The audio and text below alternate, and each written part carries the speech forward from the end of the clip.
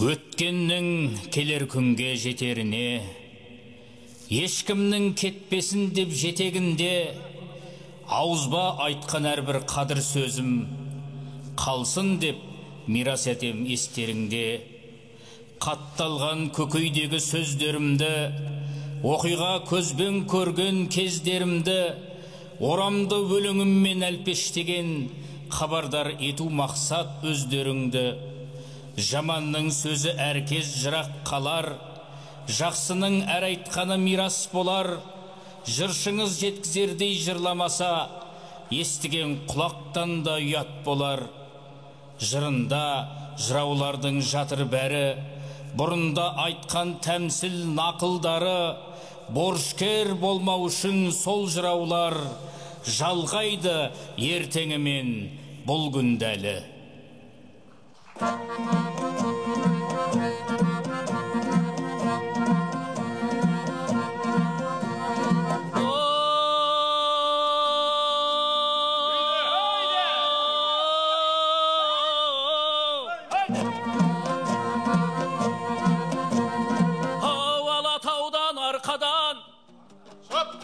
Ақындарым келіпсің, көзге жылы көрінген, жақындарым келіпсің, ертіс еділ ілесір, бас қосқалы келіпсің, жүрген жерің думан жыр, сендер елге көріксің, шашып топта төгілген, сөздеріңді сағындым, көзге жылы көрінген, өздеріңді сағындым, алтын орда төрінде, қолыңды алып көріскен сәлемі болсын, жабылын.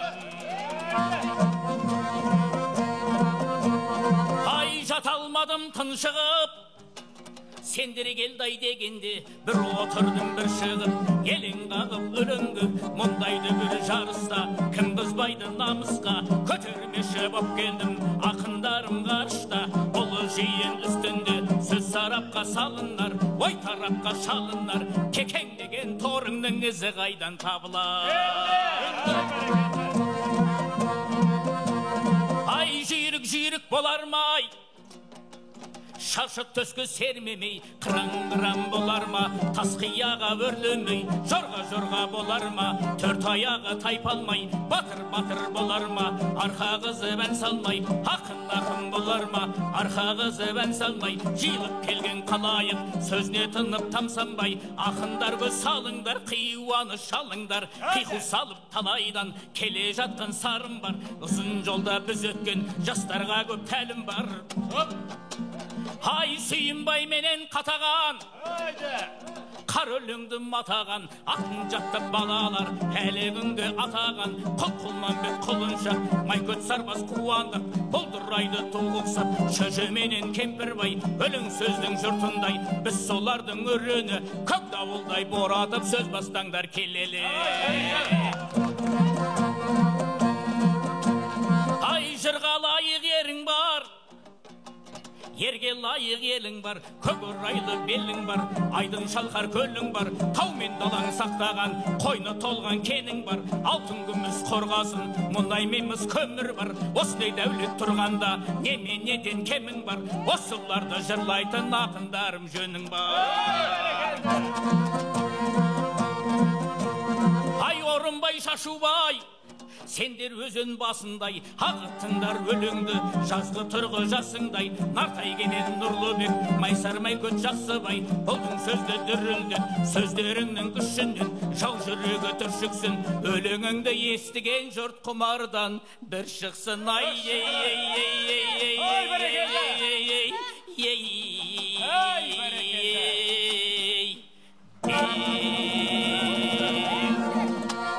Бағзыдан бері жалғасқан өнер, мұра боп жеткен біздерге, тарихты түгел жеткізген шебер, жыраулық мектеп тегін бе?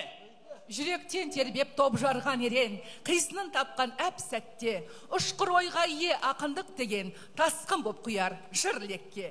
Қырандай қырдан шалатын, сүйінбай сөздің саңлағы, бәйпеңдеп қалар топ ақын, томаға тартса болғаны. Күнгейдің жырын жырлаған, алдына салып қараны, қара жыр төкпе қатаған, өлеңге тоймас араны. Қазақ даласындағы айтыстар, шоқтығы биік айтыстар жетіп артыларлық. Соның бір емес бірегейі осы жетісу өңіріне тән. Ол бабамыз айтыстың алтын діңгегі саналған Сүйінбай бабамыздан тараған. Ендеше алдарыңызда алып талашқа таралған Сүйінбай мен Қатаған айтысы. Ай, бәрекелді!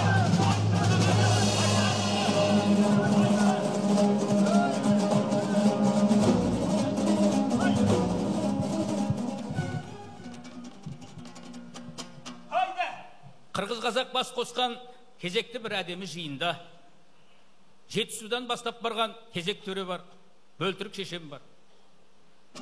Сол төрелерменен жақсыла жайсаңдардың ортасында өлең айтып отырған Сүйінбайдың үстінен қырғыздар арнайы баптап қойған Қатаған есімді ақынын тосыннан кеп қоя береді. Сонда Қатағанның айтып тұрған екен.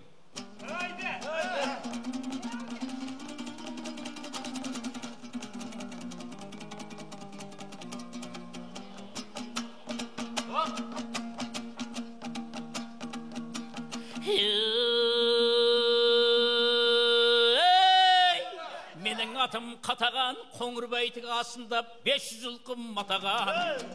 Ей, Сүйінбай, сенен жеңілсем, Қатаған болмай қатайын, көк чөшектен жатайын, байлығымды айтайын, четен бұлт қылышпын, басыңнан өлің жаудырып, меңді сенің шайқайын.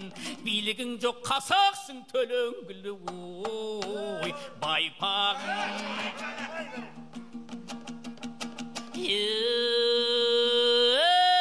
Сүйінбай, тоқтат сөзіңді, ойайым ба көзіңді.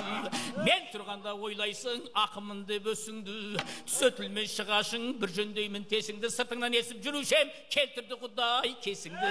Ей, Сүйінбай, Сүйінбай, Сүйінбай маған бүйінбай. Сүйінбай, сені жеңемін, ешкімге дәлі сыйынбай. Қақ төбеңнен ұрайын, соғып бір өткен құйындай. Боз жапалақ сен әлің, қият сұңқар мен әлің. Тырнағым келі білінсе, қалмайма желкен қиылбай. Кет қапсың ордығы, Қатағанды тиюғай. Өшірден жеңіп жіберсем, кірмесін қайтып жиынғай. Өлең айтқан ақынсың, бір қалаштық тиынғай.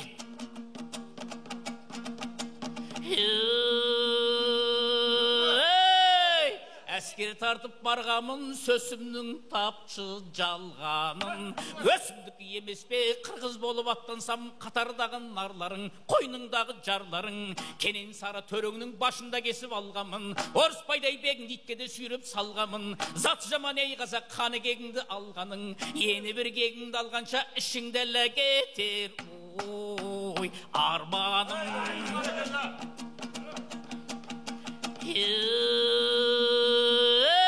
Менің атым Қатаған, Қоңырбайтық асында 500 жылқым матаған. Сүйінбай ақын тәуірдіп мұның бір несін атаған. Сүйінбай, сенен жеңілсем, Қатаған болмай қатайын, көк чешектен жатайын. Байлығымды айтайын, көптігімді айтайын. Четен болат қылышпын, башынан өлің жаудырып, мен сенің шайқайын.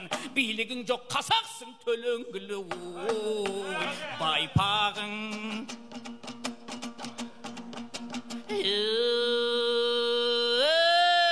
Гүліктеп жалын тараған, чапқан сайын жараған.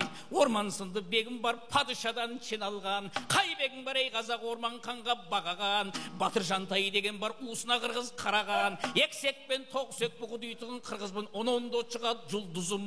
Өсімдік емес пе, қырғыз болып аттансам, қасақтағы бар қызың. Қыздарың түгіл құл болар, мұнда бір келіп, ой, жалғызың.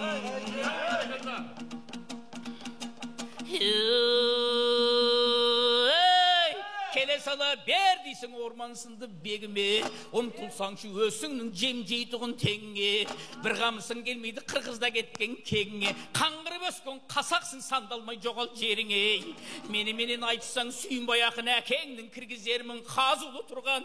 Ой, көріне дейді. Содан кезек Сүйінбайға келеді. Сүйінбай айтады деп отса, өз қызыл кісекен, ана Қатағанның әр сөзіне өлең жұтап, түйін боп, тыныс тарыз бөлмек боп, көгеннің бұршаға құсап. Сонан тынысы тарылып, баратқанын бірден біле қойған, төрде отырған өзі батыр, өзі шешен, бөлтірік, ыза болғанда бір нәрсені жонып отырады екен. Сонда қолына қамшы түскет, қамшының сыртындағы қайысын жонып жіберген екен. Тобылғы шыбық қана қолында қалып, «Ай, Сүйінбай! Не көлді бәріміз жерге қарап деп, тәртіп кеп жібергенде сүйекеңнің дауысы шыққан екен. Сонда Сүйінбайдың айтқаны.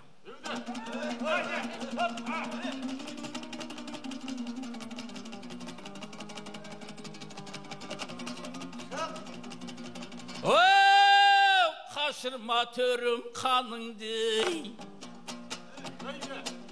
Ей, қашырма төрім қаныңды, кіргізейін жаныңды, қатағаннан жеңілсем талап бір алғың малымды, қазір тартып алайын қолыңдағы барыңды. Ей, жүйрік аттай көсілсем көре алмассың шағымды, ажал жеткен қатаған мұнша неге қағынды, қызып тұрған темірге өзі келіп қарылды. Атаң сенің қызыл ит, анаң сенің ақсақ қыз иттігін қашан арылды.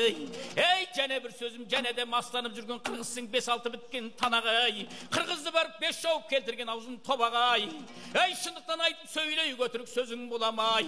О, ұстаған екен еріде тал дегенде, көрікті заты жаман қатаған мұнша неге желікті Наурызбай өлді деп айттың. Ей, 72 кісімен Кербаланың шөлінде Құсайын шейіт болыпты. 18 мың ғаламды кезіп жүріп қырдырған әзіреті шеріде естегі құлынан олар да шейіт болыпты. Ей, бұл сөзің болсын мазасыз, Наурызбай тірі жүргенде қырғыздың бармет бағасы. Шек келтірдің өлімге, ол Құдайдың қазасы. О, байлығың сенің қайда бар, көптің сенің қайда бар, талқандан көже ішкенің, тас ұшағың жұрттаға орынсыз бекер іскенің. Ей, жазда деген айдайсың, күзде деген айдайсың, жалғыз оды байлайсың, оның білмей ит қырғыз меніменен ойнайсың, иттігіңді қоймайсың. Ей, 80-ге келген шалыңда егін айдап жатпайды, құтын отқа қақтайды, бір-бір тана мінгені таналары бұлтылдап, көнші қойын қоқайып құлшалбарым күтімді чүметейін жылтылдап. Келіп еттім тап бердің, қаншық итчі жыртылдап, мұн отырған қатаған не сөйлеп отыр, бұлчылдап. Ей, көппін дедің қатаған, көптігімді айтайын, байлығымды айтайын, албаннан барып қайтайын. Ей, бұлай қашсаң албанымды қозғасам, сағанда түсері салмағым. Бәйбішенің баласы бұлай қашсаң, сар үйсіннің бәр үйсін мен сүйбай екейді енді батыр танисың. Ей, бұлай қашсаң қаңлым бар, қаңлым келіп қаптаса, ауыз басыңды қаңғылар, әлем жерге таңғылар, қолыңдағы барыңды тартып барып зарғылар. Ей, бұлай қашсаң ботпайын, желе басып оттайын, қосық көңнен қадалдым, садаққа салған оқтайын, ішім пысып кеткен соң сабыр қып несін тоқтайын, тұра тұршы қатаған шымырымды жоқтайын. Ей, бұлай қашсаң шымырымды қозғасып артыңдан шығар тығының, кене хан сені шапқанда табат таппай ит қырғыз сары суды сімірдің. Ей, бұлай қашсаң жанысымды қозғысам жанып та кетер қамысың, сүйінбай болып білінген 5 жуанға дабысың. О, бұлай қашсаң найманым, ит аяққа ас құйған қырғыз деген тайғаным, бұлай қашсаң арғын түбін аттап қарғыдым. Ей, мұны отырған манаптар, жоқақ екен ақылы маған қарсы келетін, сөздің бар ма мақылы, қолынан түк келмейтін қазақтың қырғыз қатыны. Ей, әуелімде қырғызым, нәсілің басық жалапты, сенің атаң қызыл ит, сенің анаң ақсақ қыз, көңілді су екеуі бірін-бір жанап, тұқымың сонан тарапты. Сүйінбай ақын аяйды, сен қырғызға тоймайды, ақыл туған кемеңгер алысырақ болжайды. Қайта-қайта мақтанғып, сен айттың, бәйтіктің, ауға шыққан сен тазы, саған да қарғы байлайды.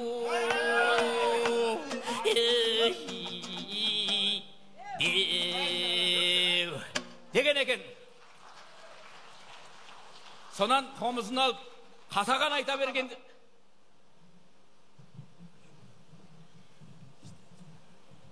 Қатаған жеңілді.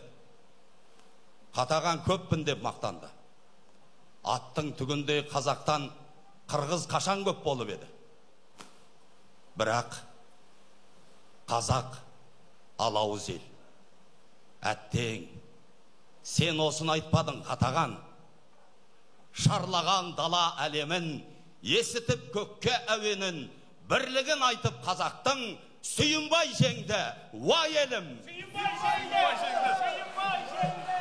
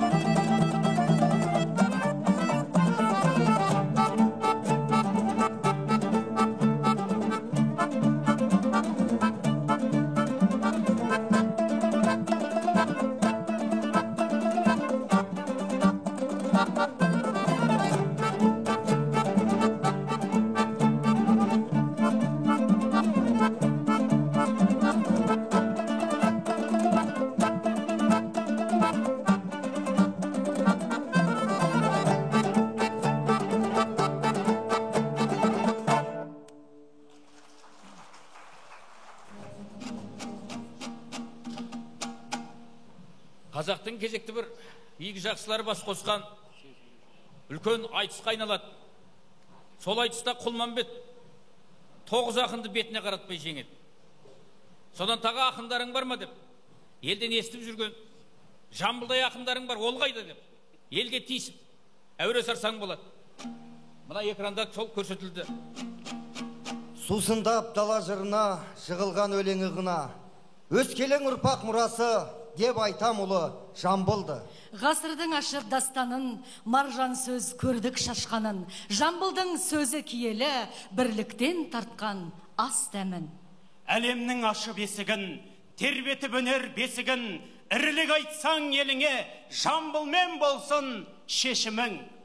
Аламан алдым бермеген, көкейден тасып кез бөлең, жай атым менің Жамбыл деп, ұлылар сөзін сөйлеген. Сол бас қосқан ақынды Жамбылың қайда деп тисе, Құлманбет ел жұртта сауын айтады.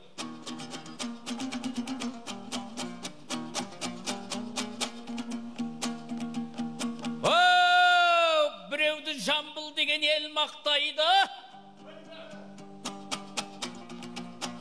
еркек қойдай құйрығын салмақтайды. Ақын болса қайда жүр ол немесі, көрелік оның несін ардақтайды. Ей, құдеке кісі жібер Жамбылыңа, Жамбылды болар мекен алдыруға. Албандулат тобында мен бір зорға, менімен жарар мекен шалдыруға. Деп кесек-кесек сөз айтады. Сонан әліміні дегенше Жамбылда кірікпеген екен. Сонда Жамбылға қарап Құлманбеттің айтып тұрғаны: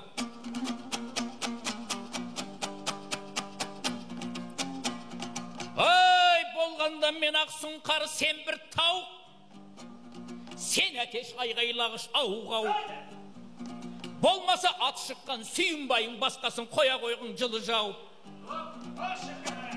Ей, бастанған бұлбұлға бақ екейім ай, басыңды жылып алып кетейім бай. Енді не деп айтпақсың өлеңіңді, түбіңе таза тақыр жетейім бай. Ей, аңдашы албанбай ма, дулатпай ма, сенің байың шолақпай дулаттай ма? Ей, 100 мың теңгесі сандығында шіріп жатыр, баласы Ниязбектің Сәрсенбайда. Деп төте қоя береді Құлманбет әккі ақын. Сонан жас Жамбыл, одан жасқанбай былай деген екен: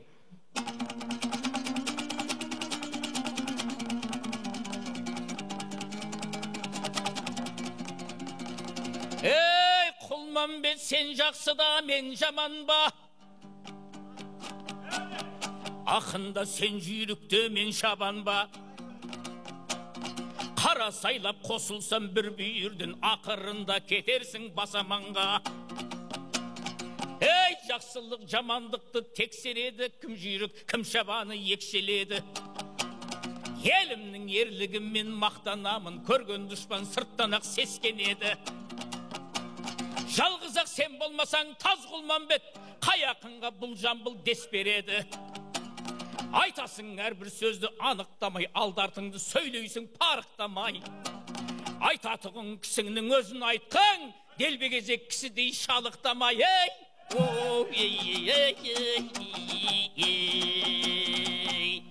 деген екен. Сонда Құлманбеттің айтқаны: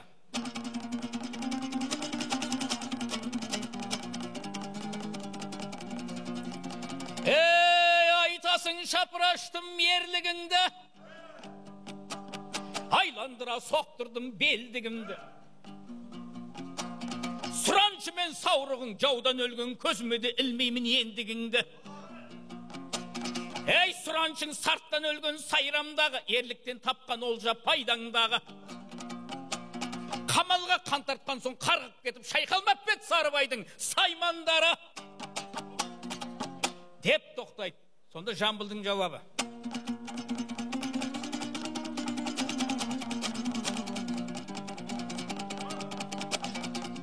о, оның рас таз Құлманбет, батыр саурық сұраншы жаудан өлген, халық үшін шейіт болып жанын берген. Ел үшін өлгеннің жоқ еш арманы, қалың қазақ құрметтеп соңын ерген. Жалғыз-ақ сен болмасаң таз Құлманбет, кере құл мен сақаудан Назғұлман бет. Ала қандай басыңда бір қылың жоқ, неменеңе боласың Мәзғұлман бет. Ей ақындықтай, терліктай, батырлықтай, ел бірлігін сақтаған татулықтай, қарынбайдай байларың толып жатар, мақтай бермей оларды жөніңе қай. Осы сөз қырсық болар қойсаңшы сен, қажылық қып кетіп бет Мақсұт ағаң ағайынмен ұрысып даудан өлген. Шапырашты дулаттың бәрі куә, шытыр жеген өгіздей аунап өлген. Мақтаған байларыңның оңғаны жоқ, 4% төңіректің жалма бөлген. Ақындықтайт дегенде ақындықтайт, ел бірлігін сақтаған татулықтайт. Қарынбайдай байыңды мақтай бермей, Алғұлман бет шаман келсе, үйіңе қайт. Дейді, сонда сол сөздерге ыза болып кеткен Құлманбет домбырасын қағып жібергенде домбырасының шегі үзіліп кеткен екен. Елде үн жоқ. Сон төрде отырған манадан айтыстың салмағын бағалап отырған ел жұрттың арасынан Құдай берген ел ағасы орнынан көтеріліп: "Ей Құлманбет, сен домбыраңның шегін жалғап отырғанша мына жамбыл қарап отырмас. Манадан бергі сөздің салмақтарын қарап отырып, сен байыңды мақтадың, бұл елдікті бірлікті мақтады. Ендеше жамбыл жеңді деп төрелігін айтқан екен. Ел жұрт қошеметтеп, қолпаштап, соңын ерген екен. Содан бастап жамбылдың асқақ дүниесі асқақтай кеткен екен."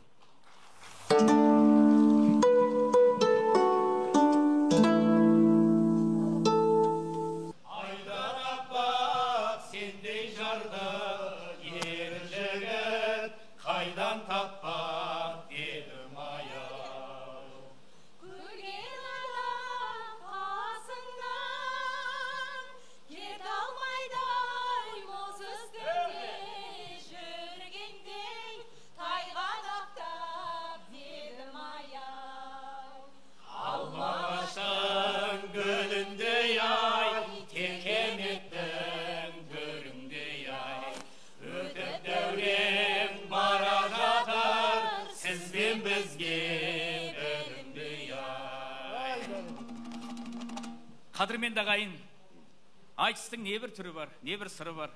Солардың бір үлкен әдемісі, ол қыз жігіт айтысы. Жетісу өңірі одан да кенде емес. Оған куә атақты Үмбетәлі менен Нүриланың айтысы. 3 күн болып босанып келіп отырған Нүрила елдің қалауын жықпай Үмбетәлі менен сөз сайыстырады. Алдарыңызда қабыл алыңыздар.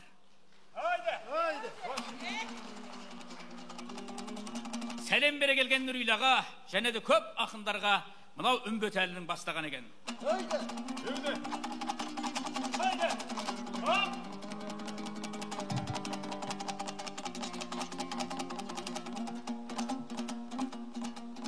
Ай, бармақтың сүйегімнен сөзі өтіп,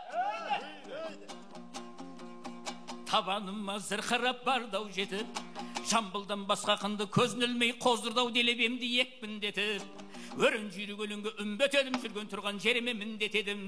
Түлкісін қызыл алтай сөздің қуып апарып өзініне індетермін. Қайтарар қандай ақын қаруымды, елдің күнгіс ауылдай сарынымды. Өртіне көңіліңнің су сепкендей Нүрила бір басармын жалыныңды. Ақпай тоқпай дедіңде кеттің қойып, ортасына түскендей мұздың ойып. Арт жағы не болады деп ойламайсың, сөзбенен жұрттың бәрін қырып жойып. Ей ала сөйлеп әркімді омырауға ұшырадың Нүрила үлкен дауға. Аттан байтал аптығы бозған емес, сондықтан сұрамаспын сенен сауға. Кейбіреу байтал мінсе қылмаңдатып, шекесінен басадау жылмаңдатып. Адымы алсатпен барысқанда байталдау басы бозам ынжаңдатып. Ей!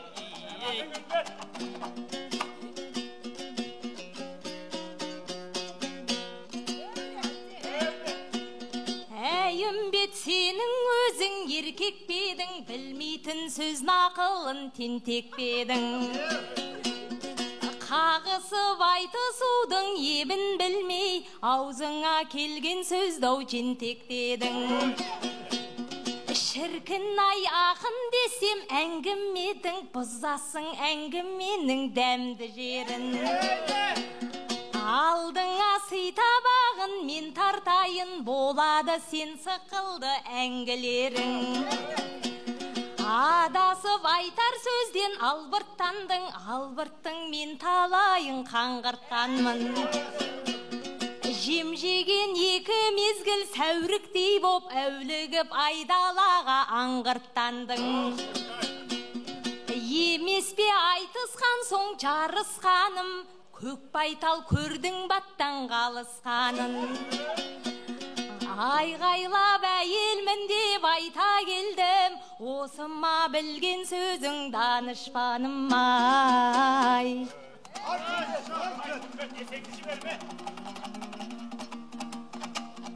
Оу, шешен десем нүрейлау шатпақ бедің. Ақын десем әншейін шапшақ бедің. Тұлпар туған тұқымы көк байталдың озайынша озғанын мақсат көрдің. Қанша айтқанмен байталдың бағасы кем, ұрғашы да болмайды еркекпен тең. Қара тілді әйелдің талайымен қақтығысып әр жердақ сөйлесіп. Ей, ырық бермей отырсың сен де маған, ойнамаз емеспін мен де саған. Алыс жолда шыдамай тай-тайласып қарғып кетсем қаларсың қанжығадан. Ей, намыстан ба нүрейлі жаным оған, өзіңнен кебер кегің тидің соғам. Тұлпардың тұяғының серпінімен қаптай берсін бетіңе ұшқан тозаң. Ей, өлеңімнің тасқыны астан кестен, жұдырықпен ұрғандай апай төстен. Үмбетелі ақынның өшсін аты, жеңілсей сен сықылды жөн білместен.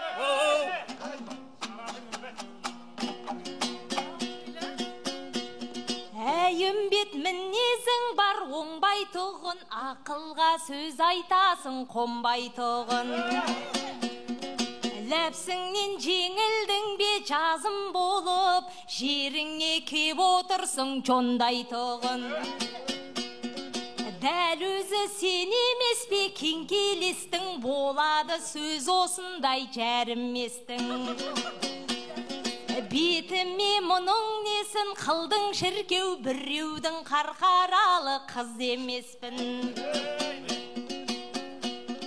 Бақ берсе, бала берсе, бағы менен, үмбеттің сағысынар тағы неден. Ауырсаң үмбет әлі сүзек болып, ұшықтар нүрейланың таңы менен ай. Қарымданды қайтар, қарымданды.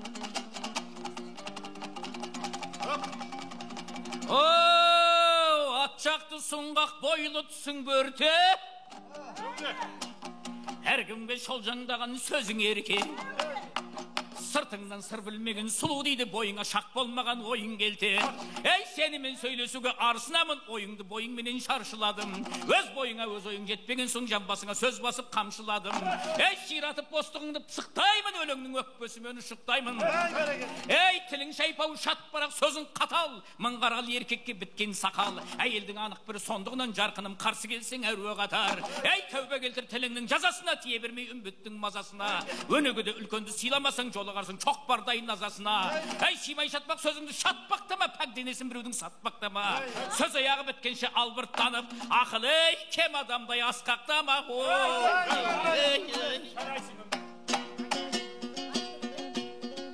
Сенім бет ақындықпен арындадың, арындап әрі бері ағындадың. Антұрған әзіл сөзге ыза болып, қарғанып қаралбасты қағын бағын. Елімнің жолықпасам сілесіне, үмбеттің киесіне табынбадым. Шалаға жанып тұрған жақындасып, темірдің қызуына қарылмағын.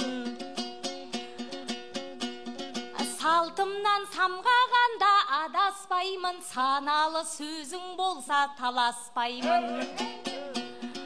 Бойыңнан шықпай жүрген ұшығың бар, өлеңмен оңды солды аластаймын.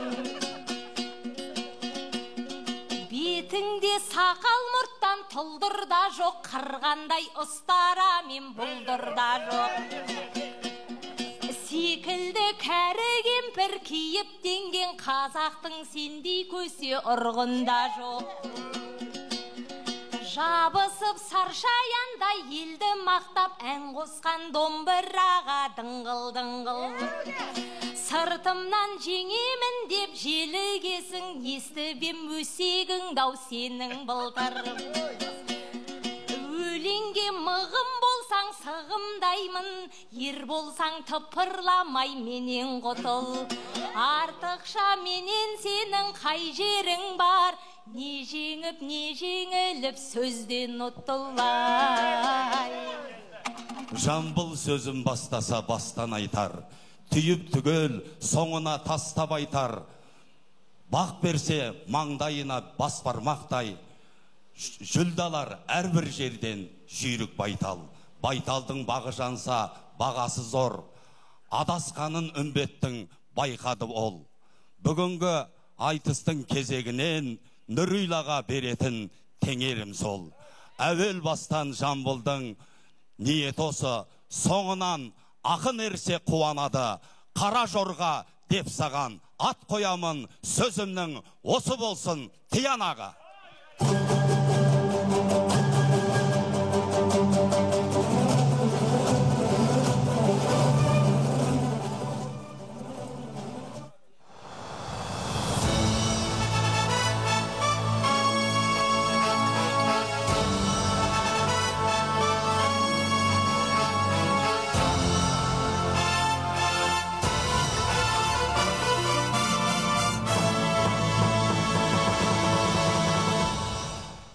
Ассаламағалейкум, ардақты ағайын, қадірменді қонақтар. Армысыздар, ақынын ардақ тұтып, батырын бағалай білген қадірлі қауым.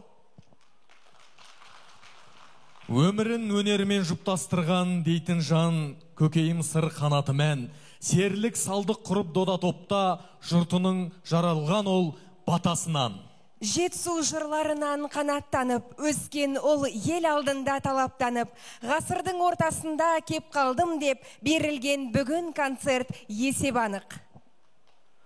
Құрметті қауым, бүгін мәдениет саласының үздігі, ақын, сазгер, жыршы термеші Жылбек Башегұлының 50 жасқа толуына орай ұйымдастырылып отырған шығармашылық кешке қош келдіңіздер.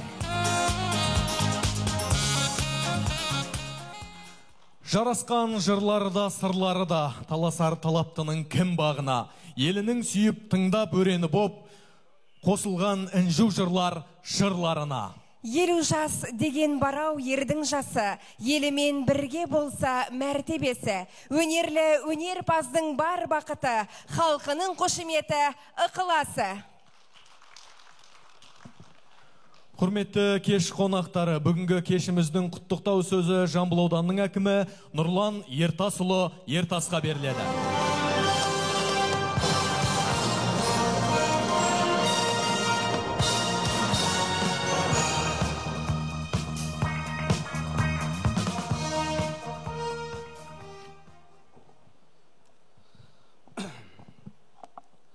Қайырлы күн, құрметті қонақтар, қадірлі жерлестер.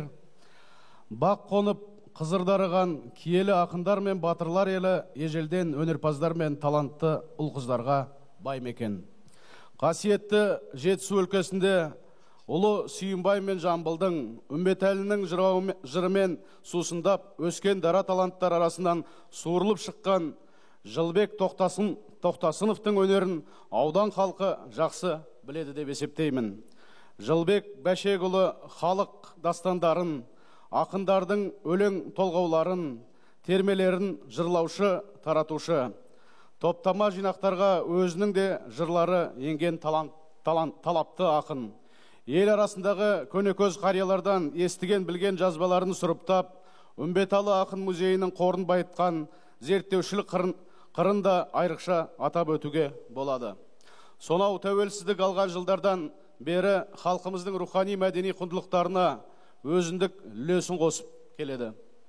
2006-2008 жылдары Жамбыл аудандық мәдениет үйінің, 2008-2015 жылдары Қарасай аудандық мәдениет үйінің директоры қызметінде жүрген кезінде де Жылбек Бәшегұлы басшылық ұйымдастырушылық қабілетін жарқырата танытты. Аудандық, облыстық, республикалық деңгейде ұйымдастырылған әртүрлі мәдени іс-шаралардың аясында шыңдалып, мол тәжірибе жинаған аға буынның өкілі. Жылбек ағамыз Жетісу өңірінің тамаша табиғатын, туған елге деген сүйіспеншілігін жырлайтын 50-ден аса ән шығарған талантты композитор. Ұзынағаш вальсы, жан сырым, қара сырнай, таңдағы ой, сынды сыршыл әуендері, ұлы дала, таңбалы, көк қайнар, үмбеталы, мәтібұлақ, ақтерегім, қастекке, кел, бес мойнағым атты, тағы да басқа шығармаларда бүгінде өнерсүйер қауымның шаттана шырқайтын әніне айналды. Жылбек Бәшекұлы өнерге кең құлаш сермеп, айтысқа да түсті. Жыршы термеші ретінде небір аламан бәйгілердің алдынан көрінді. Сазгерлік қабілетімен шарт тарапты әнге бөледі. Алғыр асаба ретінде той думанның сәніне айналды. Музейде экскурсовод, қор сақтаушы, ғылыми қызметкер ретінде мол тәжірибе жинақтады. Осы кезеңде Үмбетәлі ақынның әдеби мұрасын жинақтауға Сүйінбай мен Қатаған, Құлманбет пен Жамбыл, Үмбетәлі мен Нұрила сынды қазақ әдебиетіндегі ең жауһар айтыстарды радио, телеарналар арқылы насихаттауға, Қазақстанның халық ақыны Әсімхан Қоспасаровтың өзіндік мақамын байытуға айтарлықтай үлес қосты. Сүйінбай театрының өнерпаздарымен бірге сахнада көрсеткен рөлдеріне баршамыз куәміз. Осындай қажырлы шығармашылық жетістіктер арқасында Жылбек ағамыз Қазақстан Республикасы мәдениет саласының үздігі, еңбек даңқы медальдарымен наградталды. Құрметті Жылбек Бәшекұлы, бүгінгі мерейлі 50 жасыңыз құтты болсын. Алдағы уақытта осылай елдің қошеметіне бөленіп, халқымыздың рухани мәдениетіне қызмет ете беруіңізге тілектеспін. Сізге және отбасыңызға амандық, зор денсаулық, бақ береке тілеймін. Рахмет. Осыдан кешірім сұраймын. Бірнеше уақыт қана бұрын Жылбек ағамыз жаңа келіп маған енді тәрбиелігін көрсетіп, көзді ашып жұмғанша 50 дегенде келіп қапты. Соны осы өзіміздің ағайын туыстардың, ел жұрттың арасында атап өтсек деген ұсынысын тастаған. Соны рұқсат болса мына мәдениет үйінде деп бегіру қызғанатын ештеңкесі жоқ. Осы мәдениет өзіміздің өнеріміз үшін, өзіміздің мәдениетіміз үшін мына киелі сахна әрдайым өздеріңіздікі. Себебі біз жаңағы ақындар мен батырлар елі деп мақтанамыз. Сол ақындарымыз, сол жаңағы өнер адамдары көп болғанмен қалаймын. Өткенде ғана мұнерде ақындарымыз отыр. Осында, осы сахнада үлкен республикалық деңгейде жас жеткіншектеріміз, жас балаларымыздың арасында үлкен тартысты дода өтті. Сондай додаларымыз көп болсын. Осы сахнада өнерлерін шыңдап биікке самғайтын өнерпаз азаматтарымыз көп болсын деп мен Жылбек ағамызға жаңағы тағы да бүгінгі мына 50 жасы құтты болсын деп мен мемлекеттік қызметші ретінде бірнеше мемлекеттік қызметші жас балаларды тәрбиелейін. Сіз өзіңіздің артынан ілескен мына ақын болсын, композитор болсын, басқа да дүние сондай дүниелерді тарта берейік. Қолымыздан келгенше өзіміздің еліміздің өсуіне, өркендеуіне үлес қосайық деп тілек айтқам. Сондықтан да мерейлі жасы құтты болсын. Ағамызды білеміз, өте сыйлаймыз, ардақтаймыз. Сондықтан да бұл кісінің де денсаулығы мықты, шаңырағында тек қуаныш, шаттық болсын деп тілеймін. Рахмет.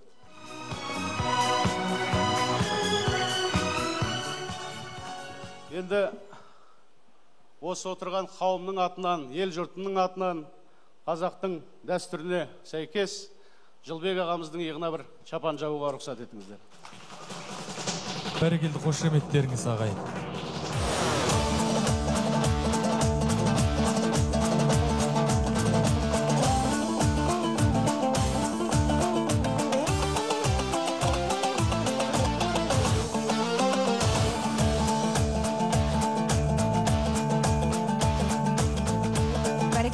Мерейтойыңыз құтты болсын.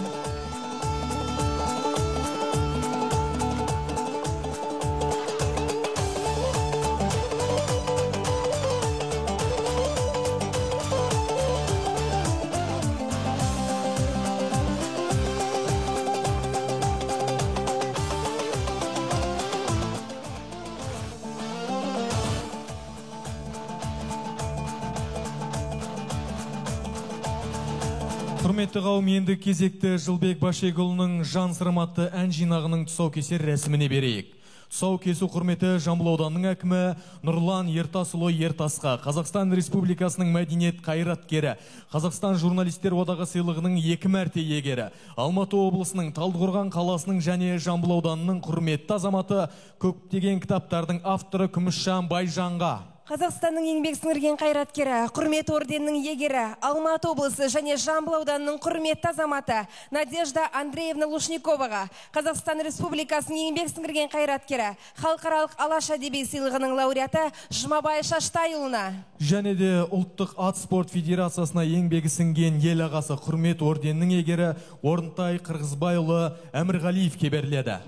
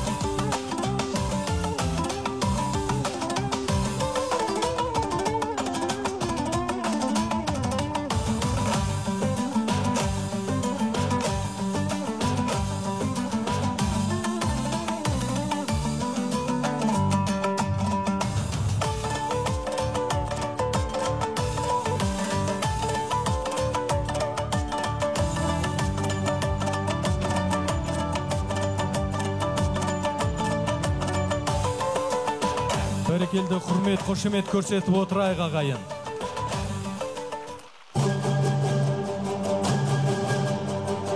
Жан сырым атты ән жинағының тұсаукесері. Бәрекелді қошеметтеріңіз сіздерге де осындай той шығысты болсын.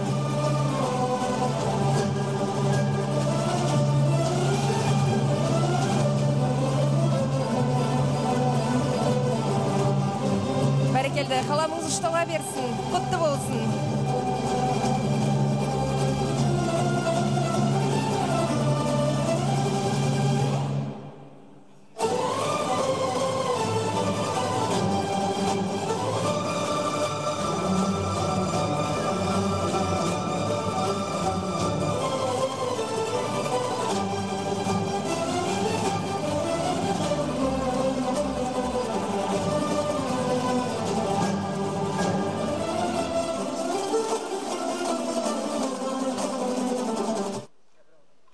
Үмбетәлі музейінде қарауымда 16 жыл істеген бала.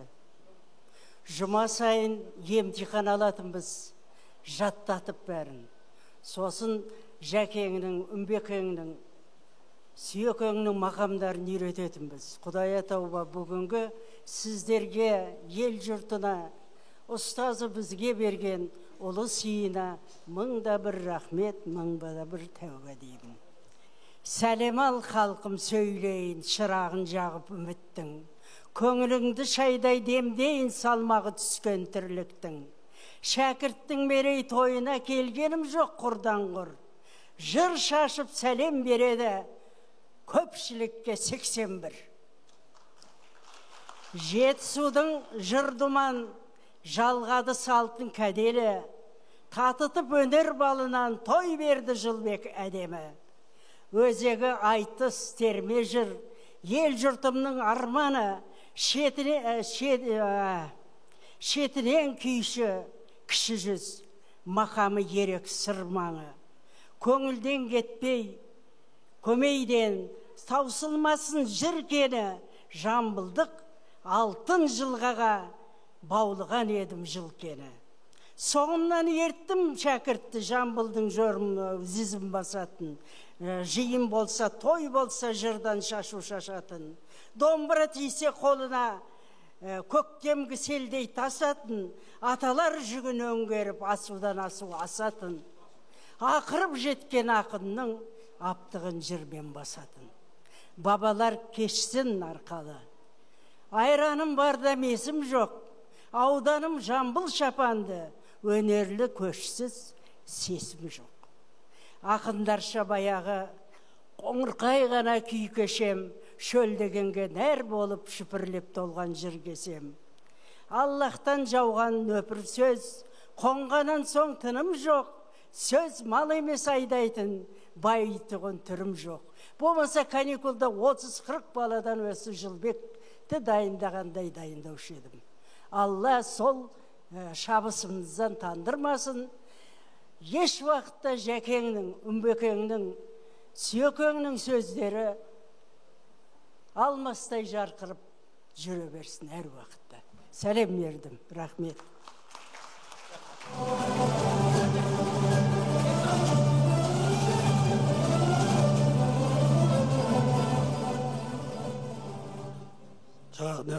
Жылбек ақындарға арнауды бастаған ғой. Мен біздің ауылда Қасқатай деген кісінің кемпірі Қымбат деген апамыз болды. Мен ол кісінің соншалықты бір жұмбақ екендігін білген жоқпыз. Жай қатардағы әйел екен деп ойладық, шын айтқанда. Сол бір күні 43 жылғы кәдімгі Қазақстан өкіметі ұйымдастырған айтыста сол кісі қатысқан екен. Оны қатысқанда сол қатысып сол кісі кәдімгідей айтысуға дайындалған екен. Сонда былай деп айтады: сөйтсем бұл кісі бағаланбай кеткен, еленбей кеткен ақын екен. Сол импровизаторлық өнері жалпы Жамбылдан кейін, Үмбеталдан кейін құбылыс деп айтуға болатындай, бірақ бірде-бір өлеңін жазып алған адам жоқ. Сол кісінің бір 43 жылы ақындарға арнаған бастағанын айтады. Сонда дейді, біз қазір мен мына кім Жылбек айтып тұрған кезде таң қалдым. Жамбылдың ол кәдімгі бір бұлай жайшылықта емес, кәдімгі өлең жазатын адамдардың айтатын өлеңдері жаңағы айтып қарасаң. Импровизация деген құдіреті мына Жамбылдың соншалықты ақындығын, өте керемет ақындығын айтқан екен де байқатады екен. Сондықтан мына сол ана кісінің айтқанын сол кісі аузымен айтам да, Жамбыл төгіп жіберді дейді. Елдің бәрі есі ауып қалды деп айтады сонда. Міне сол айтқандай, міне бүгін қазір мына біздің өмірде ең бір адамды бағалау, өнерді бағалау деген нәрсе қазір қайтадан жаңа Нұртастың бір жақсы сөз айтып қалды. Нұрлан Ертас бұнандай жақсы сөз айтып қалды: ешкімді елеусіз қалдырмаймын деген. Жалпы өзі осы дұрыс ұстаным. Енді мына бүгін Жылбекті біз былай қарасаң қарапайым ғана жүрген адам, ал орындаушылық өнері былай қарасаң өте бұрынғы оригинал түпнұсқаға өте жақын екен. Осы түпнұсқалықтан біз айырылмайық. Осы түпнұсқалық деген нәрсе, оригиналдық нәрседен біз әрқашан ұлтқа, ата-бабамыздың әруағына жақындай береміз. Сол ата-баба әруағына жақындатушы күш осы Жылбектер. Сол Жылбектер аман болсын. Әумин, рахмет. Әкемнің оригинал баласымын ғой. Мына жерде мына екі. Құрметті ағайын туған, бүгін мына қасиетті сахнада керемет осы Сүйінбай мен Жамбыл бабамыздың ізін басып келе жатқан Жылбек бауырымның мерейлі тойы өтіп жатыр. Құтты болсын деп айтамын. Бұл енді бір кездері Әсімхан атамыз, Әлімқұл, Надежда жеңешеміз үлкен бір бастама бастап, сонау жылдары әр мектепке барып, сол жердегі кішкене көкірегінде бір өнерге деген жылт еткен бір шоқ бар жастарды жинап, ақындар мектебін, жыршы термешілер мектебін ашқан болатын.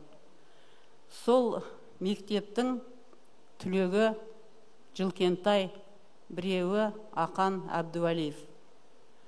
Қараңдаршы, осы қазірдің өзінде қаншама мектеп бар, қаншама ұстаздар сабақ беріп жатыр. Тағы да бір іздесек, тағы да сондай бір бүлдіршіндердің үмітін үкілесек, осы сахнада бізден кейін де, мүмкін жарты ғасырдан кейін, мүмкін ширек ғасырдан кейін осы Жылкентайдай, Ақандай өнер сүйер Сүйінбай мен Жамбыл бабамыздың өнерін алға апаратын ұрпақтар шығады деп ойлаймын. Енді Нұрланжан, айналайын, балам, осы есіңде болсын. Өзің өнерді сүйетін, қазақтың салт дәстүрін өте жақсы білетін, тәрбиелі, біз үлкен үміт күтетін дәл қазіргі кезде азаматсың. Соны есіңде сақтап жүр жаным. Жылбек деген мына ақындығы да бар, сазгерлігі де бар, жыршы, термеші, әншілігі де бар. Бойында жаңа ер жігітке 8 өнерді аз дейді ғой, сол өнердің бәрі бар азамат. Жылбекке жаңағы ең алғаш Жамбыл ауданның жаңағы вальсін шығарғанда, ол енді бұл бір 2000 жылдардың жетегінде болған. Ең алғаш соны естігенде, осы залда орындағанда бәріміз бір қуанып, осы жерде кіндік қанымыз тамғанына, осындай қасиетті жерде туғанымызға бір шаттанған болатынбыз. Содан кейін бұл осындай жырларды басқа да Жылкентайдың жаңағы артындағы кішкентай бүлдіршіндер өсіп жетіліп, оны тағы да басқа қырынан көрсетіп жатты. Соның бәріне әрине осы өлкеде жырдың бір ұясы бар екенін, әр баланың көмейінде жырдың бір ұшқыны бар екенін байқаймыз. Сондықтан осы ұшқын сөнбесін деп ойлаймын. Айналайын Жылбек, өнерің әлі 50 жас деген не ол? 50 жас деген әлі Жамбыл бабаңның басына бақ 70 жаста қонған. Сондықтан айналайын, басыңа бақ қона берсін, шығармашылық өнерің ары қарай дамай берсін. Осындай сенің сүйікті халқың, біз әккелерің, сенің осындай өнеріңді әрдайым тамашалап, саған қуанып жүре берейік деп ойлаймын. Неже Жылбек, інімнің анасы отыр. Көп балалы батыр ана, орнынан тұрып қойшы, Мәсім ханым.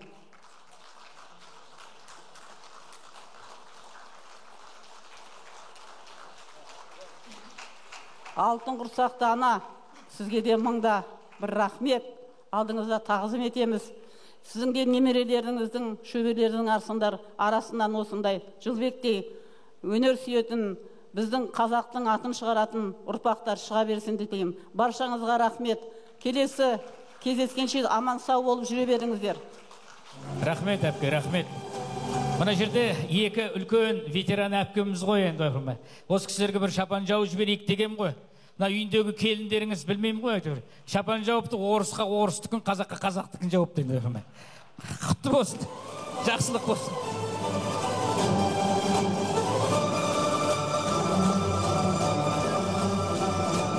Бәрекелді, келесі кезекті мерейтой иесіне марапат табыстау үшін Жамбыл аудандық ауған соғыс ардагерлерін сахна төріне шақырамыз.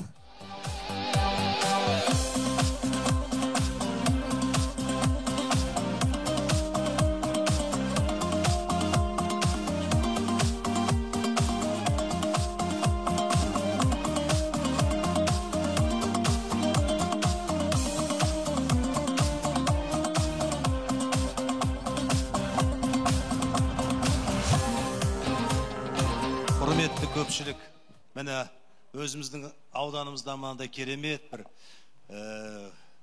іс-шара жүргізіп жатырмыз. Осындай інілеріміз көп болсын, қайда жүрсе де. Мынау енді ақындар мен батырлар ауыл болғаннан кейін арамыздан осындай батырлар көп шыға береді, шыға берсін де шығып та жатыр. Сондықтан біз Афган ардагерлерінің Бачақ қоғамының мүгедектерінің атынан сый құрметті беруге рұқсат етіңіздер. Аман болыңыздар. Ассалаумағалейкум. Құрметті ағайын, еліміздің бары да нары да осы ақын аталарымыз, аналарымыз мына жерде бар қаймағы отыр. Сіздерді күнде көрмейміз, сондықтан да барлықтарыңызға Алла тағала денсаулық берсін. Біз мына осы Жамбыл ауданының ауған соғысының ардагерлерінің және мүгедектерінің Бачақ қоғамдық бірлестігін ашып жүргізіп отырмыз. Біздің төрағамыз мына өзіміздің арқалы ақынымыз Есенқұл ағамыздың інісі Бақыт Жақыпбеков. Ол кісі денсаулығына байланысты келе алмады, сіздерге дұғай сәлем айтты. Енді кішкене жаңағы марапатымызды қабыл алыңыздар. Бәрекелді, қошеметтеріңіз ағайын.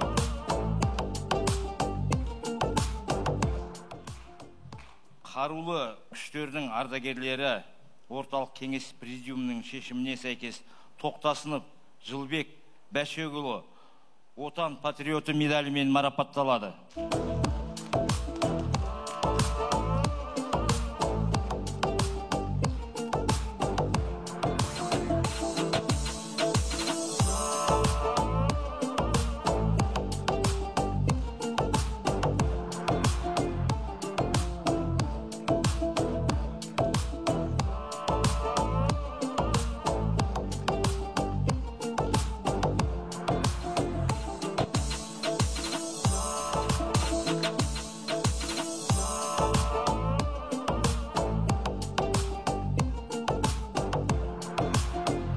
Көп рахмет, құтты болсын, елге береріңіз көп болсын.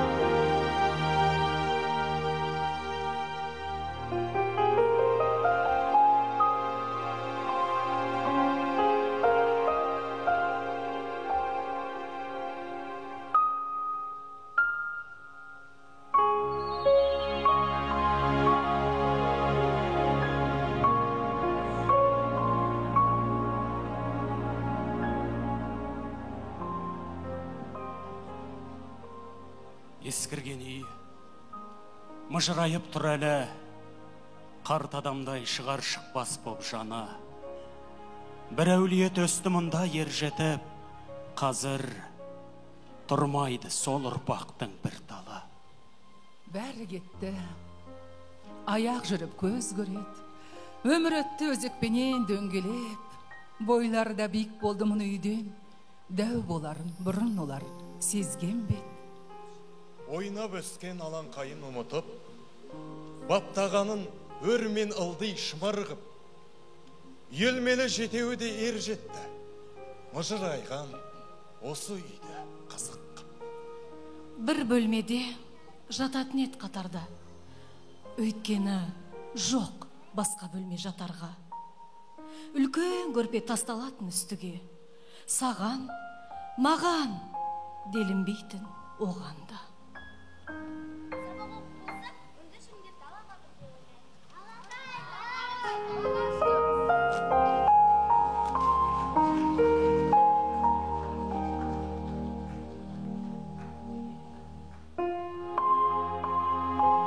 Бәрі сыйып, жататын еді осылай.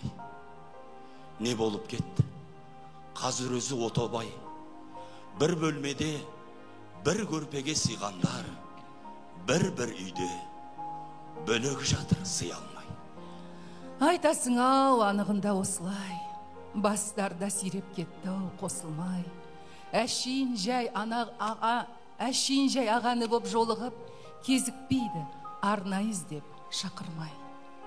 Шіркін дейсің бала күн ғой ең тәтті, қайтадан бір көрсетер ме сол сәтті, бірін-бірі жетелеп ап жүретін, ең жаман сөз сол кездегі жылаңқы.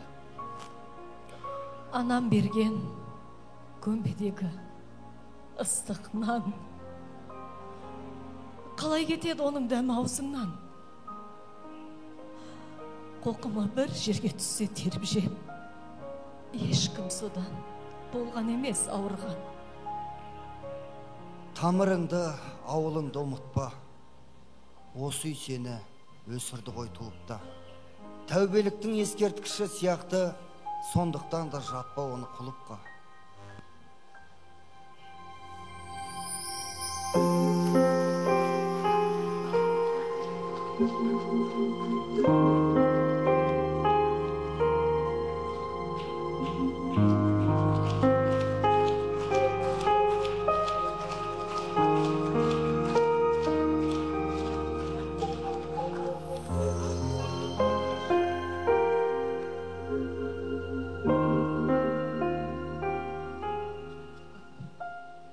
Ескірген үй, осы сенің мекенің, балаңа да көрсет ата мекенін. Бір атадан, жеті бала өстікте, ол да білсін ауылы бар екенін, балаң емес екендігін бір сені.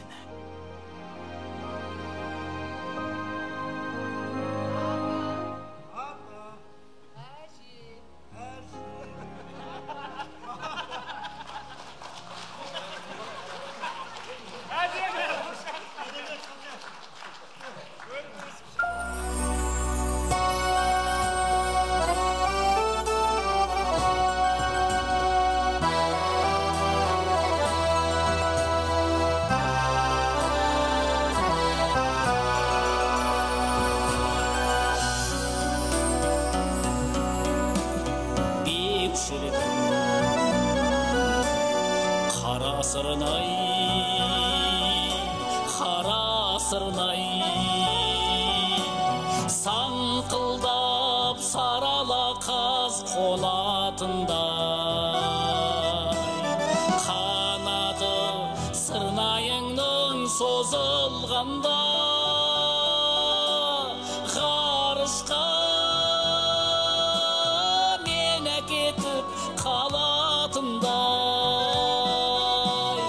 арыстың жағасында арман кешіп, жайықтың аралайық жағасын жай.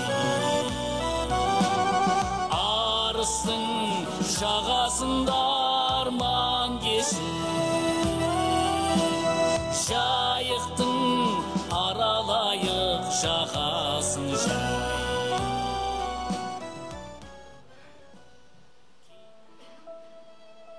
Сезбейде қалып, кей кезде таңның атқанын шатастырып байқамай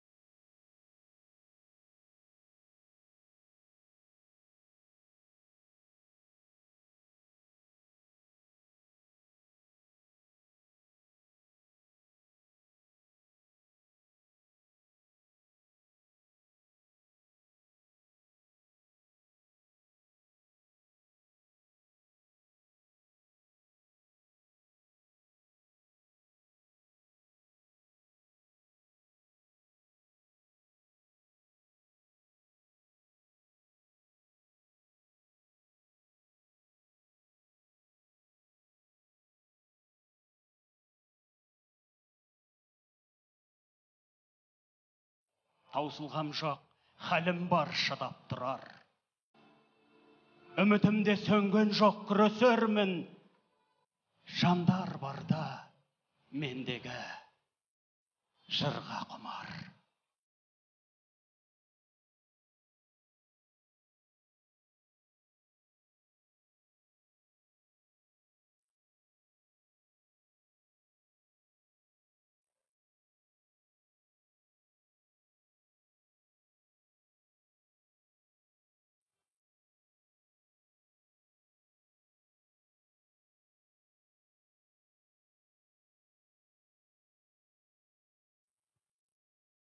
Қою түнде мазасыз жата алмадым, ішіненіп небір ой сапарлардың. Тыныштығым өзінше арпалыс боп, ұзақ болып кетті ме атар таңым.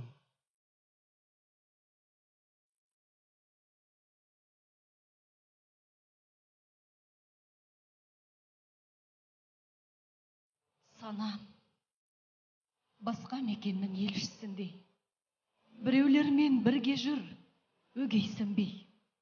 Қаңғуыт, сол тірлігім алдыма кеп, бадырая қарайды, тергейтіндей.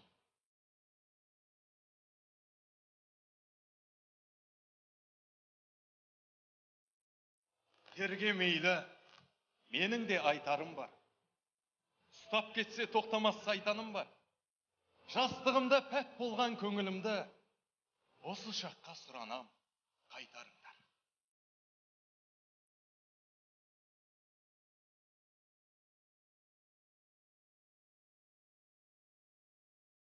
Жалындадым жанарым оттай жанып, күтпедім мен өмірден ешбір қауіп.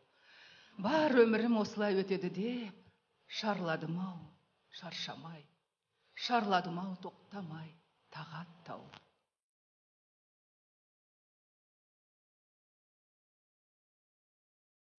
Енді неге мазамды ұрлайсыңдар? Ұрлағанша маңдайдан ұрмайсыңдар. Алла добы секілді бұл басымды қаншалықты жұлмалап қорлайсыңдар. Қайда мені бар мекен қорғайтындар.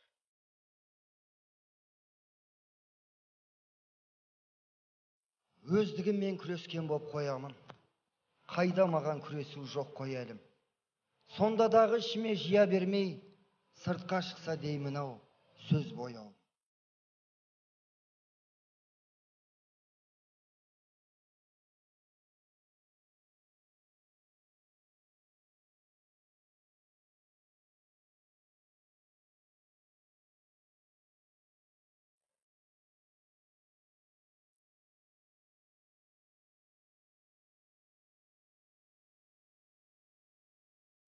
Сөйле деймін өзімді қайрап қойып, сабайтын бір жаммын ғой байлап қойып, өртке толы өзегім қыжылдайды, іште дүнием жатырма айрам болып, ғазиз күндер өттің-ау, сайран болып.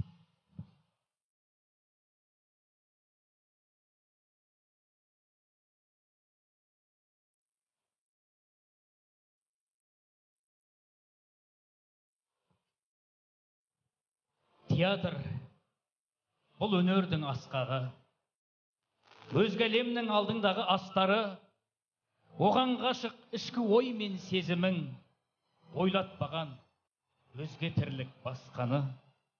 Театр әуресі көп бір әлем, өз-өзіңді сынайсың кеп әулемен, күмәнмен, қойылымның қойылғанда нүктесі, бақытты жан жоқ секілді бір сенен. Асқан құрмет, қошаметі бүгінде, бұйырып та, ортаңызда сіздермен.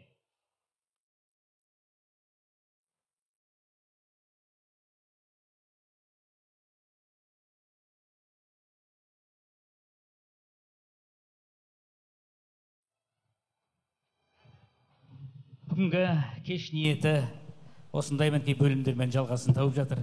Ендеше қадірменді ағайын, ендігі кезекте эстрадалық әндеріме кезек берсек.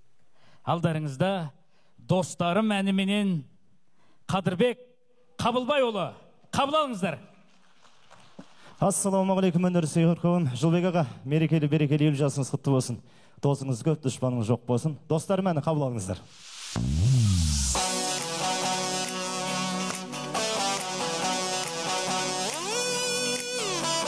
Өмір өзен өткелдері бұрмаған, жетелейді сол өткелмен бір арман. Көзден жырақ тарамдаған асудан, сыр мінезді жолдастарым жүр аман. Биіктерде болса деймін достарым, сүйіктерге болса деймін достарым.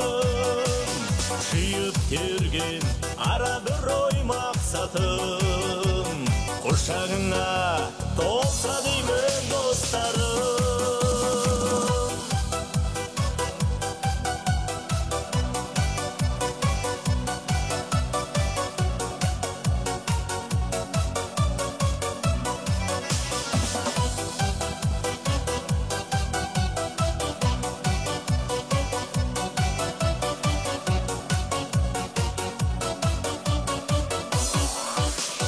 Асыр салып таусылмаған базары, күннің ұзаққа шаршамаушы ғажабы.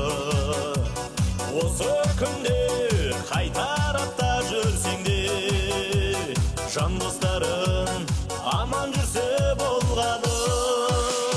Биіктерде болса деймін достарым, сүйіктерге болса деймін достарым. Жиып терген ара бір ой мақсатым, құшағыңа толса деймін достарым.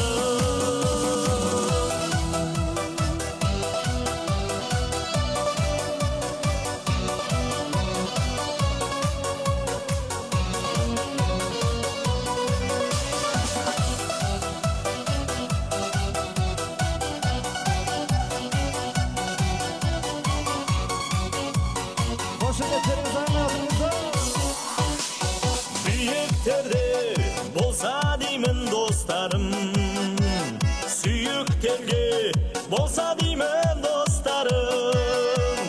Жиып терген ара бір ой мақсатым, құшағыңа толса деймін. Биіктерде болса деймін достарым, сүйіктерге болса деймін достарым. Жиып терген ара бір ой мақсатым, құшағыңа толса деймін достарым.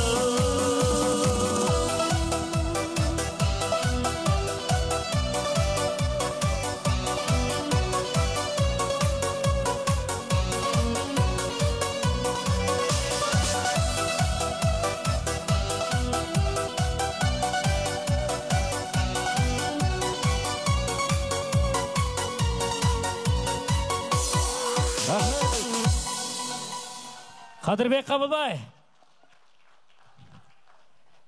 Бәрекелді, ендеше келесі тыңдайтын әндеріңіз. Біздің осы еліміз, жұртымыз, енді менің әндерім осы ел деп, жұрт деп, ауыл деп, аймақ деп орындалып жатыр. Сүйінбай атамыз барда, Жамбыл атамыз барда қазағымызды таныған ел, және де қазір танытқап жатқан үлкен әлемдік қорғауға алынған ол біздің таңбадағы тастарымыз. Сол ұлы дала таңбалы әнімді қабыл алыңыздар.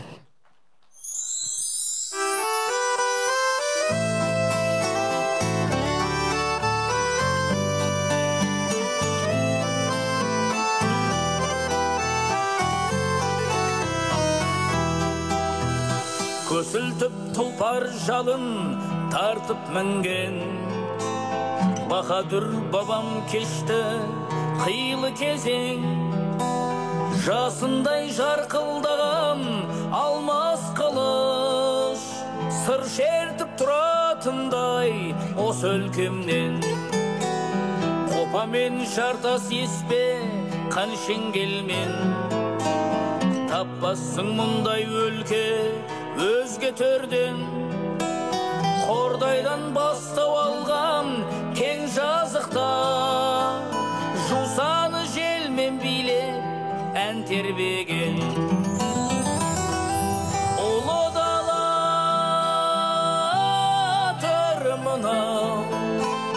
аңырақай сыры боп соққан жел мынау, қойнауы қазыналы, жайлауы жазиралы, бәріне куә тастағы салған таңбалары.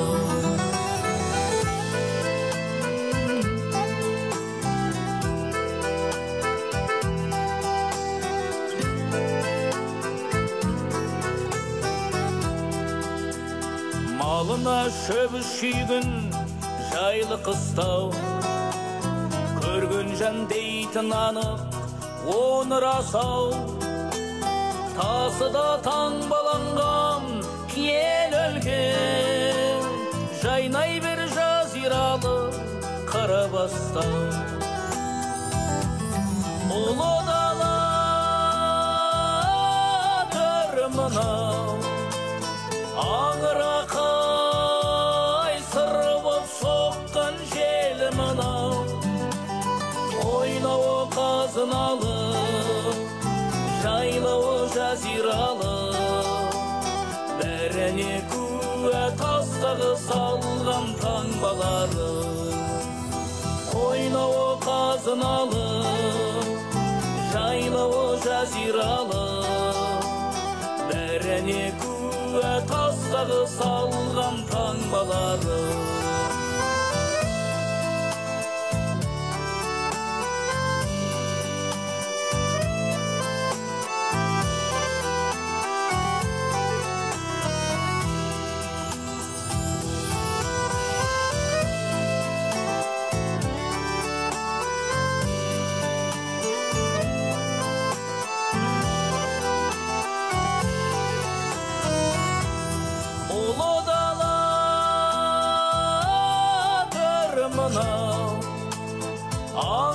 Аңырақай сыры боп соққан жел мынау, қойнауы қазыналы, жайлауы жазиралы, бәріне куә тастағы салған таңбалары.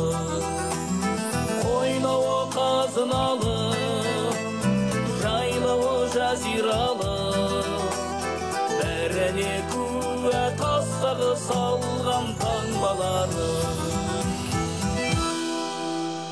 Рахмет.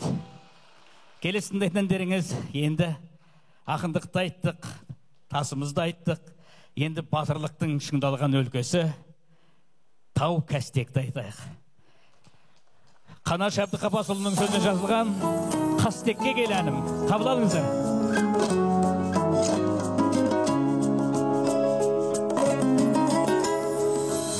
Бекініс шаһары бар құрыштай ма, шежіре тарихымнан тартқан айғақ, ерліктің үлгісіндей тұғырлы төр, сес берген семсер ласу бота мойна.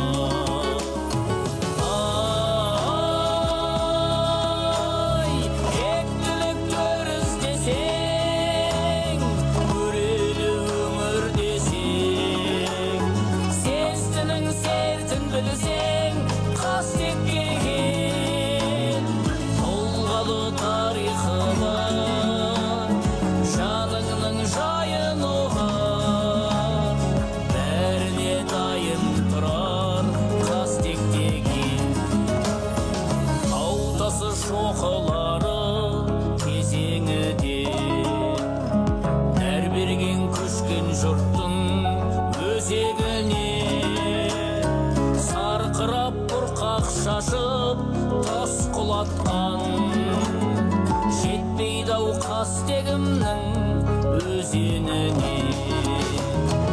Ай, кектіліктер іздесең, өрелі өмір десең, сестінің сезін білсең, Қастекке кел, толғалы тарихы жаныңның жайын оғар, бәріне дайын тұрар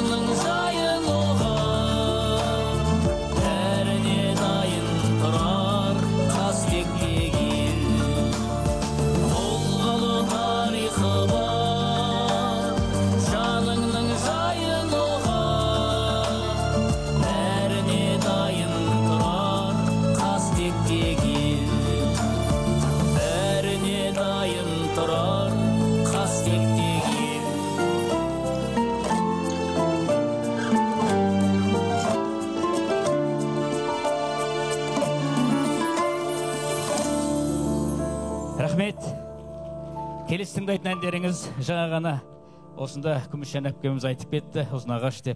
Сол Ұзынағаш әні биыл 31-ші көктемін қарсы алғалы тұр. Сонда бір 19 жасында шыққан ән екен. Қабыл алыңыздар, ардақты ағайындар. Тойларыңыз құтты болсын. Келі Ұзынағаш вальсі.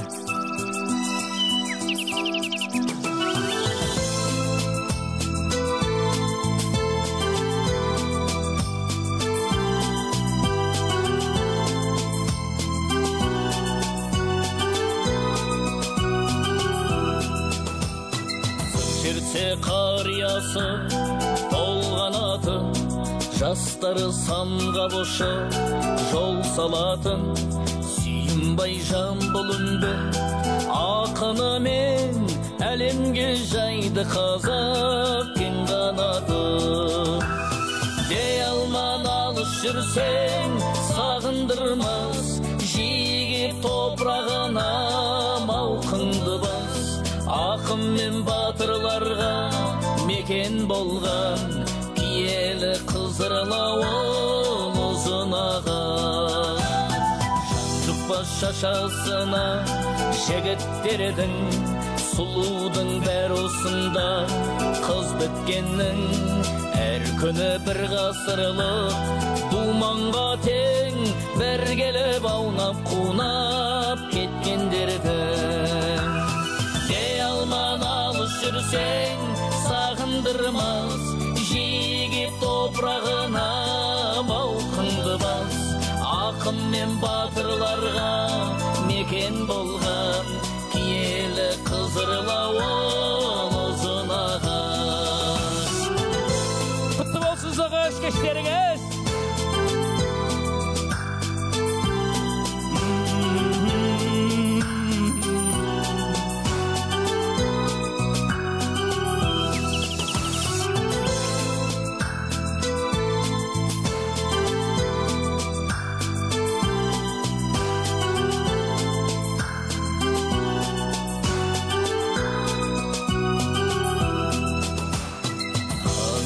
Әрбір қыры ашылмаған, жемісін желпіндірген жасыл дала.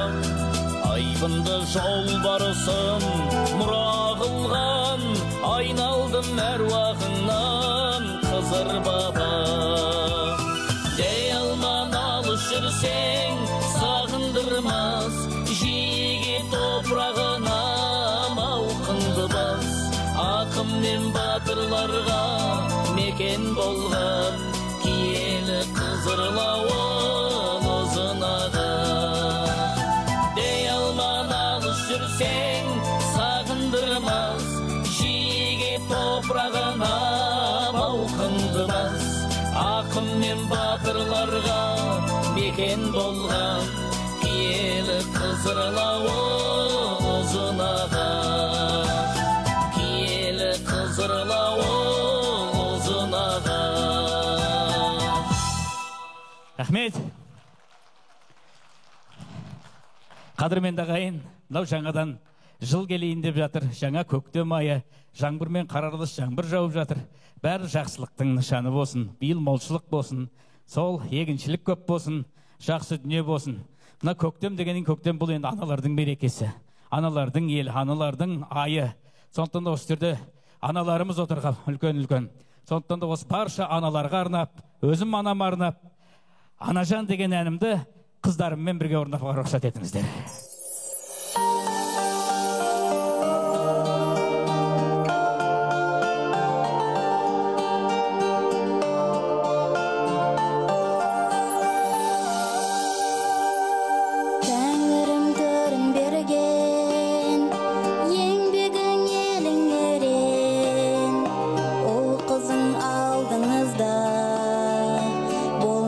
Жүзің төмен, тазалықта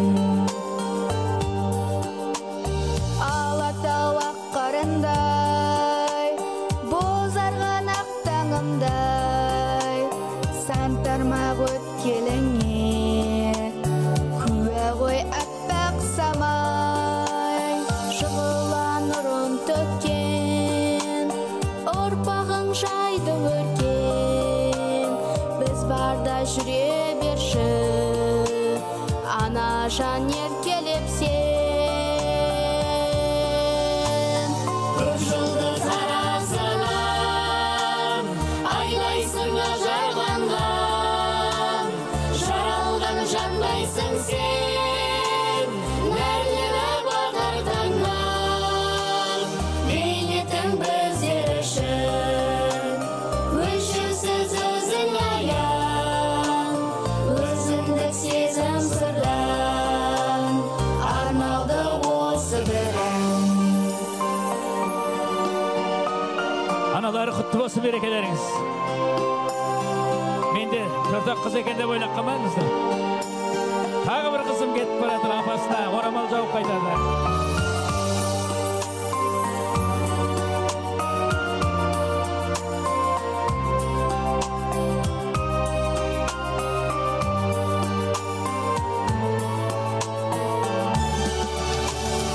Көк жұлдыз арасынан айлайсың ажарланған жаралған жандайсың сен нәрлі батар таңнан бейнетің біздер үшін өлшеусіз өзің аян өзіндік сезім сырдан арналды осы бір ән.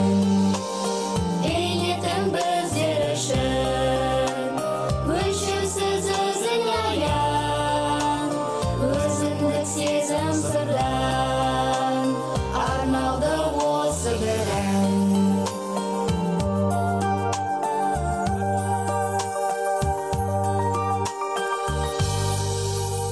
Рахмет баршаңызға, рахмет. Енді қадірменді ағайындар, келесі орындалатын әдемі ән. Бұл Жамбыл ауданының шекарасы, Жамбыл облысымен шекаралас Ақтерек деген елде менің түп нағашыларым бар. Осы жерде мына Дүйсебек ағамыздың мінекей нағашыларының елі жұрты. Сондықтан да осы сол Ақтерегім әнін Сүйінбай сазы ансамблінің әншілердің орындауында қабыл алыңыздар. Ассалаумағалейкум. Мерейтойыңыз құтты болсын аға.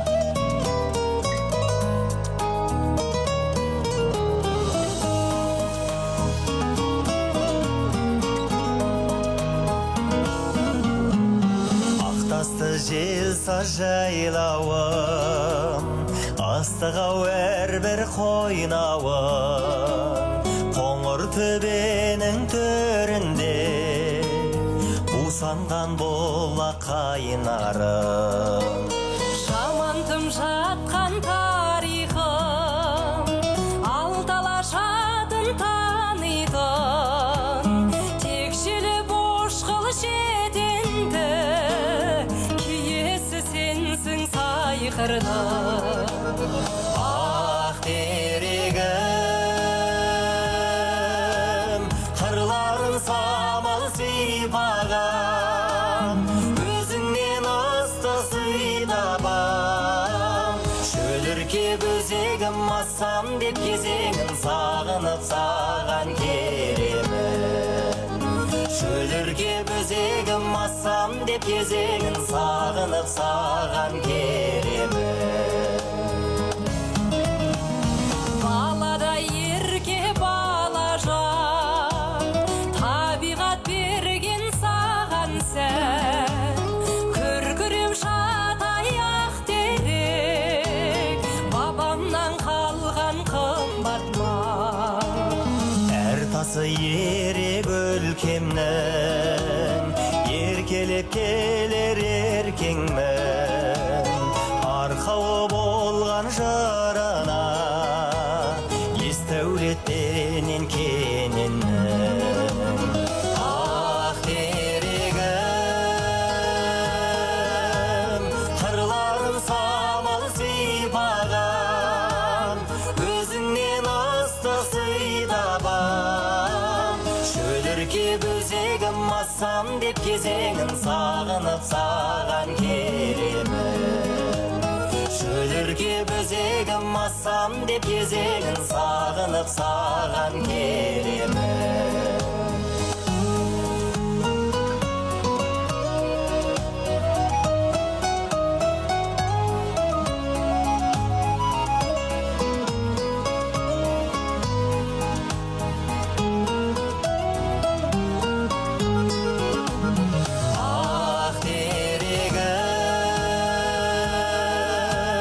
қырларын самал сипаған, өзіңнен астық сыйдабам.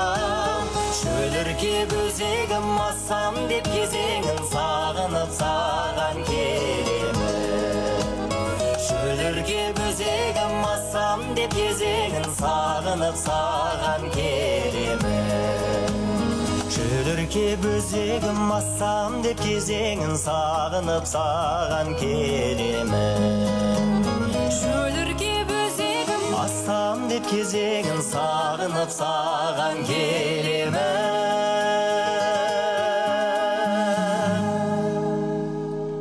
Рахмет, Сүйімбай саз ансамблінің әншілері.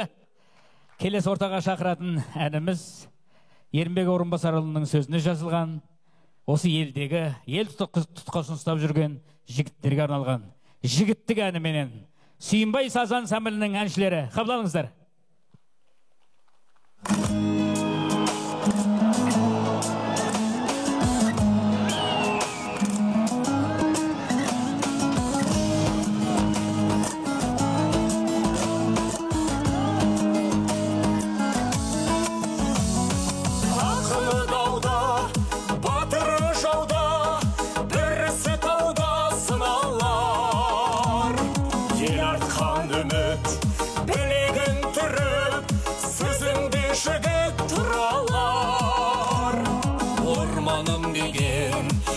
Қамын шеген азамат, ектелден ғана тектілер дара туалар. Тәңірдің күші, тағдырдың ісі олдағы, табаны үрлеу, жігіттің сүрлеу жолдары. Батыры барда бүлінбес елдің орманы, жігіттік елдің қорғаны. Қорғаған жерде бастайды елді, жігіттің сері серкесі.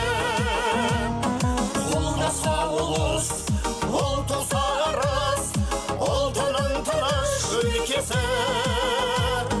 Белім деп буған, ерім деп туған жігіттің, түйенің қома, жылқының жалы көрпесі. Тәңірдің күші, тағдырдың ісі олдағы, табаны үрлеу, жігіттің сүрлеу жолдары. Батыры барда бүлінбес елдің орманы, көкбөрі белден жігіттік елдің қорғаны.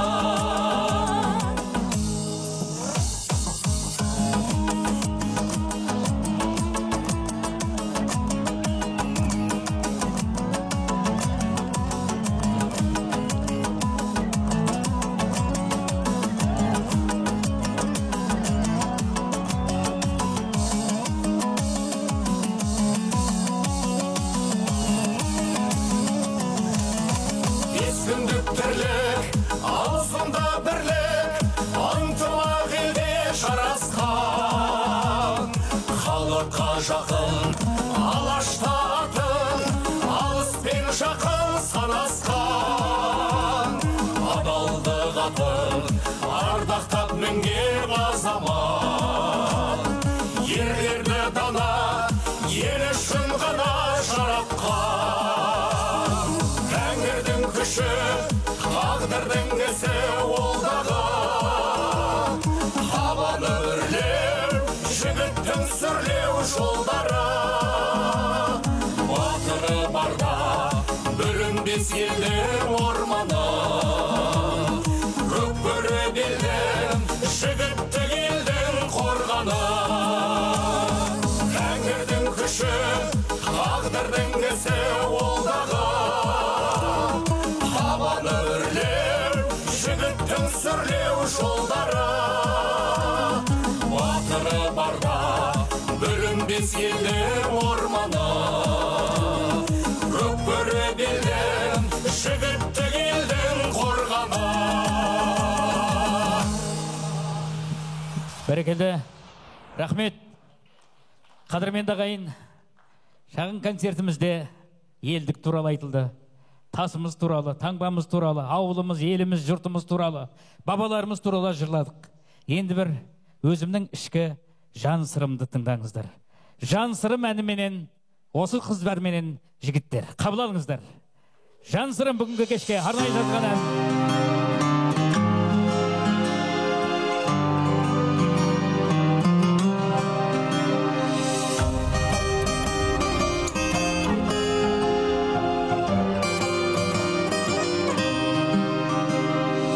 Асыр салып ойнап күлген әр күнімді той деп білген екенмін. Жастығым мен албыртығым, серілігім, салдық күнім кешегім. Күн күлімде көктем келіп, гүл бәйшешек бөктерді өніп өсерін. Одан жайнап жаз келерін, өзгерерін сезген едім ертеңін. Арманыма қол создырған, аумағыма көз тұндырған көркемін. Кешегі мен бүгінімнің естісі де ертең күнін өркенім. Ақтарайын жан сырымды шертейін. Мәңгі менің жүрегімде сенсің ата мекенім.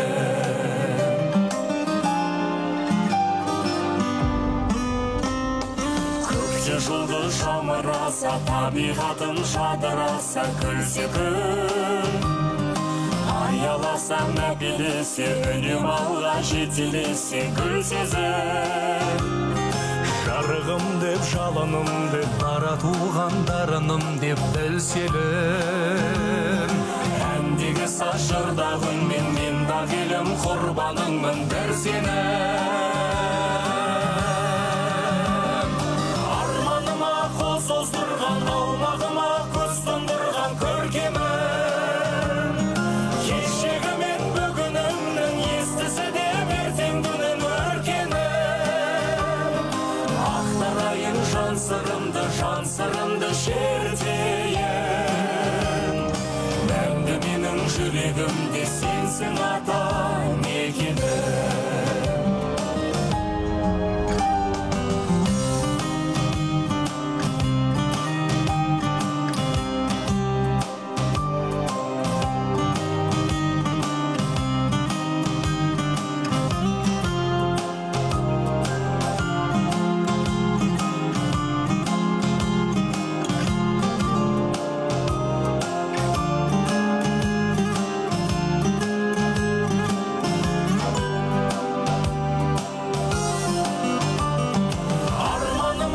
Создырған, аумағыма көз тұндырған көркемім.